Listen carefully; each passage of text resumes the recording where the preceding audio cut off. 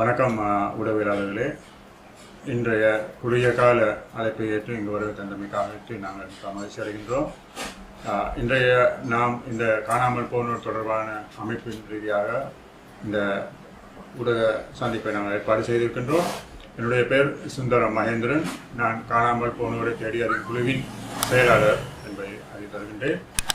இன்று காணாமல் போனோர் தொடர்பாக விடயம் என்னவென்றால், வடகிழக்குவாழ் தமிழ் பேசும் மக்களுடைய இந்த காணாமல் போன பிரச்சினை யுத்தம் முடிவுற்று பல ஆண்டுகளாக போனாலும் இன்னும் அவர்களுக்கான நீதி கிடைக்கப்பெறவில்லை. அவர்களுடைய போராட்டம் தொடர்ச்சியான போராட்டமாகவே இருக்கிறது. யுத்தம் முடிவுற்றும் இன்றும் அவருடைய போராட்டம் தொடர்ந்து கொண்டே இருக்கின்றது. அவர்களுடைய போராட்டம் தொடர்ச்சியான போராட்டமாக இருக்கின்றது. ஆனால் அரசாங்கம் வருகின்ற ஒவ்வொரு அரசாங்கங்களும் வாக்குறுதிகளை வழங்குகின்றது. தமிழ் பேசும் மக்களுடைய இந்த காணாமல் போனோர் தொடர்பான பிரச்சனையை நாம் ஆட்சிக்கு வந்தால் அவர்களுக்கான நீதியை பெற்றுக் கொடுப்போம் என்று கூறினாலும் கூட எந்த ஒரு அரசாங்கம் இன்று வரை அவர்களுக்கான அந்த நீதியை பெற்றுக் கொடுக்கவில்லை. எனவே தொடர்ச்சியான போராட்டங்கள் நடைபெற்று வருகின்றன. ஆனாலும் பல ஜனாதிபதி ஆணைக்குழுக்கள் நியமிக்கப்பட்டு விசாரணைகள் மேற்கொள்ளப்பட்டன. உதாரணமாக பர்ணகம ஆணைக்குழு, அதே போன்று எல்எல்ஆர்சி போன்ற ஆணைக்குழுக்கள் தெளிவாக மக்களிடம் காணாமல் போனோர், அதே போன்று கையளிக்கப்பட்டவர்கள், அதனால் சரணடைந்தவர்கள், இவர்கள் தொடர்பான எந்த விதமான விசாரணை முன்னேற்றங்களும் காணவில்லை. ஆனால் அந்த ஆணைக்குழுக்கள் தொடர்பாக விசாரணை செய்து அந்த ஆணைக்குழுக்கள் விசாரணை செய்த அந்த அறிக்கையை கூட இன்றும் சமூகமயப்படுத்தப்படவில்லை. அதே நேரத்தில் பாராளுமன்றத்துக்கு கையளிக்கவும் இல்லை. எனவே நாங்கள் தொடர்ந்தும் போராடி வருகின்றோம். இங்கு ஆட்சியாளர்கள் அந்த தமிழ் மக்களுடைய இந்த காணாமல் போனோர் தொடர்பான அவர்களுக்கான நீதியான விசாரணையை ஒன்றை மேற்கொள்ளாத பட்சத்தில் தான் அவர்கள் சர்வதேச விசாரணை ஒன்று தேவை என்ற நிலைப்பாட்டிலே சர்வதேசத்துக்கு அழுத்தத்தை கொடுத்து கொண்டிருக்கின்றார்கள். நாமும் எமது அமைப்பு ரீதியாக, சர்வதேச ரீதியாகவும் உள்ளக ரீதியாகவும் நாங்கள் தொடர்ந்து போராட்டங்களையும் அழுத்தங்களையும் கொடுத்து வருகின்றோம். ஆனால் அவர்களுக்கான நீதி கிடைக்கப்பெறவில்லை. ஆனால் தற்போது இந்த வடலந்த வதை முகாம் தொடர்பான பேச்சுக்கள் மிக சீக்கிரமாக வெளிவந்து அது தொடர்பான உரையாடல்கள், அது தொடர்பான வாக்கு பிரதிவாதங்கள் நடந்து கொண்டிருக்கின்றது. உண்மையிலே நாங்கள் அதை வரவேற்கின்றோம். வடலந்த அந்த சித்திரவதை முகாம் விசாரணை செய்யப்பட வேண்டும். சில ஊடகங்கள் அது தொடர்பான கருத்துக்களை முன்வைக்கின்றது. நாங்கள் அதையிட்டு மகிழ்ச்சி அடைகின்றோம். காலம் கடந்தாலும் கூட இன்று அது தொடர்பான விசாரணை தேவை, அது தொடர்பான அறிக்கைகள் தேவை, அது தொடர்பான தகவல்கள் தற்பொழுது ஊடகங்கள் ரீதியாக குறிப்பிட்ட சில ஊடகங்கள் ரீதியாக வெளிவர தொடங்கியிருக்கின்றன. நாங்கள் மகிழ்ச்சி அடைகின்றோம். உண்மையிலே அந்த வடலந்த வதை முகாம் விசாரணைக்கு உட்படுத்தப்பட வேண்டும். அதில் குற்றவாளிகள் தண்டிக்கப்பட வேண்டும். அதில் எந்த விதமான மாற்று கருத்துக்களும் இல்லை. அதே நேரத்தில் ஏனைய சித்திரவதை முகாம்கள் அரச பயங்கரவாதத்தின் ஊடாக கடந்த யுத்த கால பகுதியிலும் யுத்தத்துக்கு முன்பாகவும் இந்த நாட்டிலே நிறைவேறி இருக்கின்றது. உதாரணத்திற்கு மாத்தளை புதைகுழி வைத்தியசாலை ஒன்று கட்டப்படும் பொழுது அங்கே தோண்டு நிர்மாண வேலைகள் செய்ய ஆரம்பிக்கும் பொழுது அங்கே ஒரு மனித புதைகுழி கண்டுபிடிக்கப்பட்டது. ஆனால் அது தொடர்பான விசாரணைகள் மேலெழுந்தாலும் கூட உடனடியாக அவை மூடி மறைக்கப்பட்டு தற்போது அது தொடர்பான எந்த விதமான விசாரணைகளும் இல்லை. ஏன் அவ்வாறான ஒரு நிலைமையை இந்த அரசாங்கம் மேற்கொண்டது என்பது எங்களுக்கு ஒரு சந்தேகத்தை தெளிவுபடுத்துகிறது. அதே போன்று வடகிழக்கு பகுதிகளிலே தமிழ் இளைஞர்கள் கொல்லப்பட்டு புதைகுழிகள் கொத்தாக கொலை செய்து புதைகுழிகள் கண்டுபிடிக்கப்பட்டிருக்கின்றது. அவர்கள் தொடர்பான விசாரணையும் முன்னெடுக்கப்படவில்லை. இவை அனைத்தையும் மூடி மறைத்துவிட்டு வட்டலந்தையை மாத்திரம் விசாரணைக்கு உட்படுத்துவது என்பது எமக்கு ஒரு அதிருப்தியை தருகின்ற விடயமாகும். விசாரணை என்றால் வதை முகாம் அனைத்து வதை முகாம்களும் விசாரிக்கப்பட வேண்டிய விடயம்.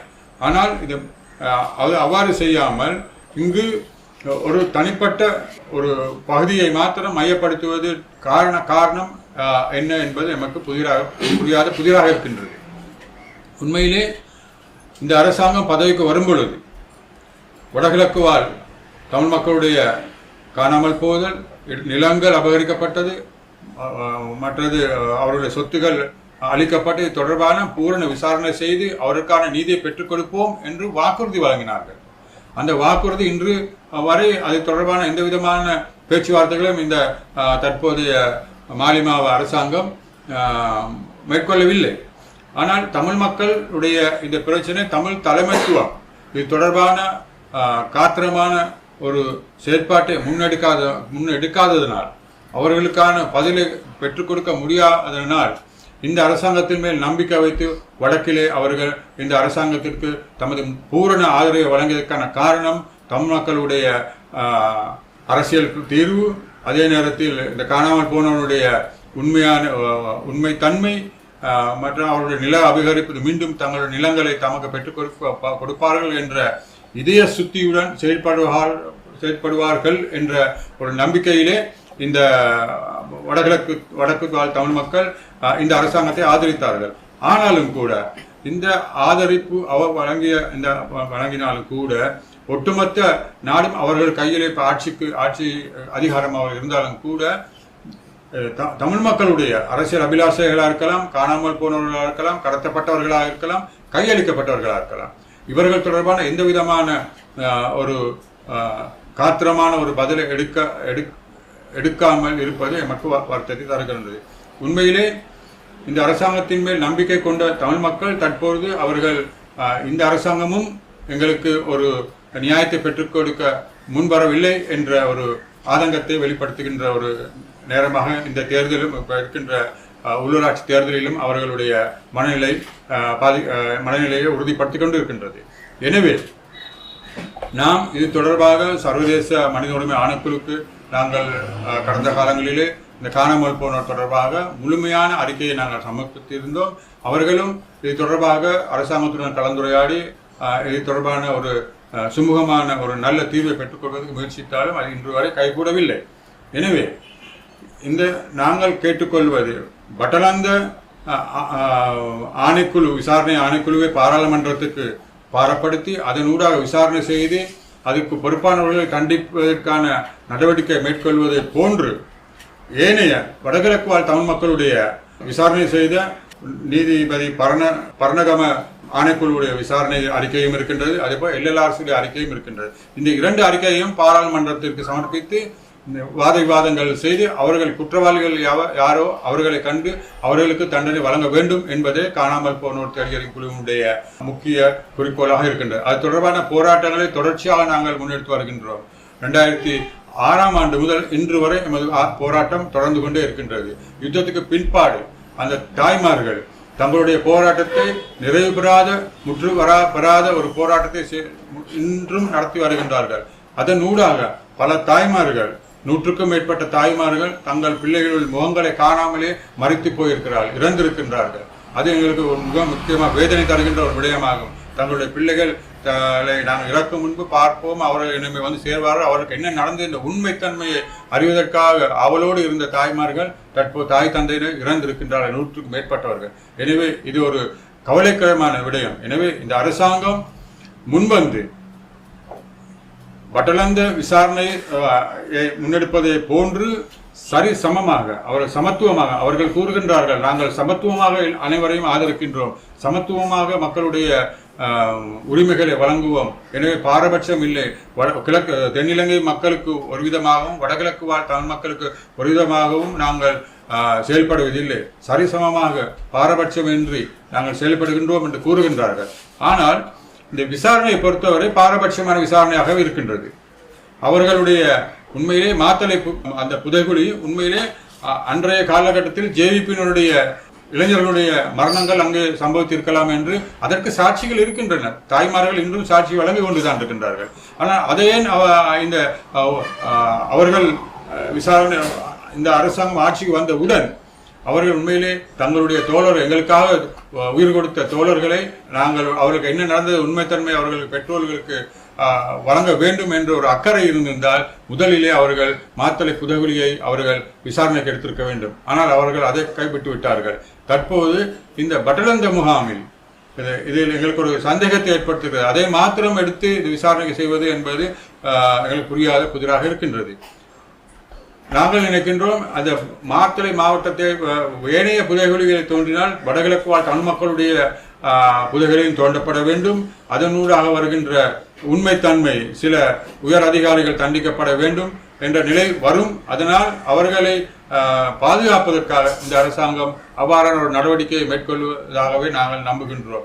ஏனென்றால் இந்த அரசாங்கம் பதவிக்கு வந்தவுடன் இராணுவ அரசு அதற்கு பாதுகாப்பு பிரிவினரை பாதுகாக்கும் ஒரு நடவடிக்கையை மேற்கொண்டு வருகின்றது. அவர்கள் குற்றவாளிகளாக இருந்தாலும் அவர்களை நாங்கள் தண்டிக்கப் போவதில்லை என்ற தோரணையிலே அவர்கள் அந்த அரசாங்கம் கடந்த காலங்களிலே கூறி வந்தது. எனவே அது அவராயின் அவர்கள் கூறுகின்ற இந்த சமத்துவமும் அவர்கள் இந்த பாதுகாப்பு பிரிவினருக்கு கூறுகின்ற விடயமும் சமத்துவமாக இல்லை.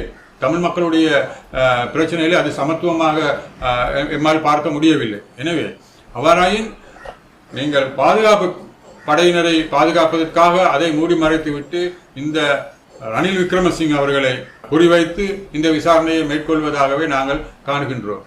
காரணம், இது ரணில் விக்ரமசிங்கவுடைய ஆட்சி காலத்திலே நடைபெற்றது. எனவே இது அவர்தான் இதற்கு முழு பொறுப்பை கூற வேண்டும். ரணில் விக்ரமசிங்க அவர்களை இதில் அவருடைய பிரஜா உரிமையை பறிக்கப்பட வேண்டும் என்ற பேச்சுக்கள் இப்பொழுது அடிபட்டு வருகின்றது. அவரை தண்டிக்கப்பட வேண்டும் என்ற பேச்சுக்கள் தொடர்ந்து வருகின்றது. இருந்தாலும் கூட ரணில் விக்ரமசிங்க அவர்களுடன் நாங்கள் இணைந்து கடந்த காலம் வடகிழக்கு பகுதிகளிலே இந்த காணாமல் போனோர் தொடர்பான பிரச்சாரங்கள் போராட்டங்கள் நடைபெற்றது.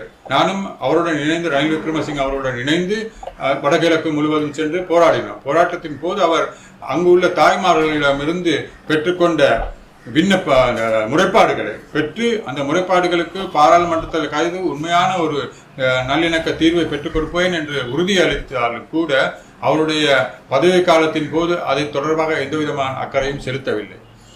அதன் பிற்பாடு தற்பொழுது அவர் இது தொடர்பாக ஒரு கரிசனையற்ற விதத்திலே தன்னுடைய கருத்தை அவர் வெளியிடுகின்றார். காரணம், இப்பொழுது 5000 பேர் தான் காணாமல் போயிருக்கிறார் அல்லது 4000 பேர் தான் காணாமல் போயிருப்பதாக ரணில் விக்ரமசிங்க அவருடைய அறிக்கையில் அவர் சொல்லுகின்றார். அதே நேரத்தில் காலம் சென்ற மன்னார் மறைமாவட்ட ஜோசப் அவர்கள் 1,50,000க்கு மேற்பட்டவர்கள் காணாமல் போய் இருக்கிறார்கள் என்று அவர்கள் உறுதியாக கணக்கு சொல்லியிருக்கின்றார். ஆனால் அது தொடர்பாக கூட இவர்கள் கரிசனை காட்டி அது தொடர்பான விசாரணை எத்தனை பேர் இதிலே காணாமல் போயிருக்கிறார்கள் என்பதை கூட இந்த அரசாங்கம் சொல்லவில்லை. உண்மையிலே மிக முக்கியமான விடயம் என்னவென்றால் 2 கத்தோலிக்க பங்கு தந்தையர்களுடைய தலைமைத்துவத்திலே வவுனியாவில் வைத்து விடுதலை புலி தலைமைத்துவம் போராட்ட தலைவர்கள் பலர் 100க்கு மேற்பட்டவர்கள் கையளிக்கப்பட்டார்கள். இராணுவ முகாமுக்கு அரசாங்க வசண்டியிலே அழைத்து சென்றார்கள். அவர்களுக்கு என்ன நடந்தது என்ற உண்மைத்தன்மை இன்று வரை வெளிவராமல் இருக்கின்றது. ஆக குறைந்தது அவர்களுக்காவது என்ன நடந்தது என்று இந்த அரசாங்கம் கூற வேண்டும் என்பதே நமக்கு பிரதான விடயமாக இருக்கின்றது. எனவே இது தொடர்பான போராட்டங்கள் தொடர்ச்சியாக நாங்கள் முன்னெடுப்போம். பாரபட்சம் என்று பட்டலந்த வேறாகவும் மாத்தளை புதைகுழி வேறாகவும் மன்னார் பகுதிகளில் தமிழ் பகுதியில் இருக்கின்ற புதைகள் வேறாகவும் வேறாகவும் கொள்ளாமல் அனைத்து பட்டலந்தையை போன்ற மாத்தளை புதைகுழியும் விசாரிக்கப்பட வேண்டும். அதே நேரத்தில் வடகிழக்கு வாழ் பகுதியிலே புதைக்கப்பட்ட புதைகுழியையும் சமமாக எடுத்து எல்லாம் ஒரே விசாரணை குழுவுக்கு கீழ் கொண்டு வந்து ஒரு விசாரணையாக ஒரு பொதுவான விசாரணையை செய்து அவரவர்களுக்கு என்ன நடந்தது என்பது உண்மைத்தன்மை கூற வேண்டும் என்பதே எமது வேண்டுகோளாக இருக்கின்றது. நன்றி.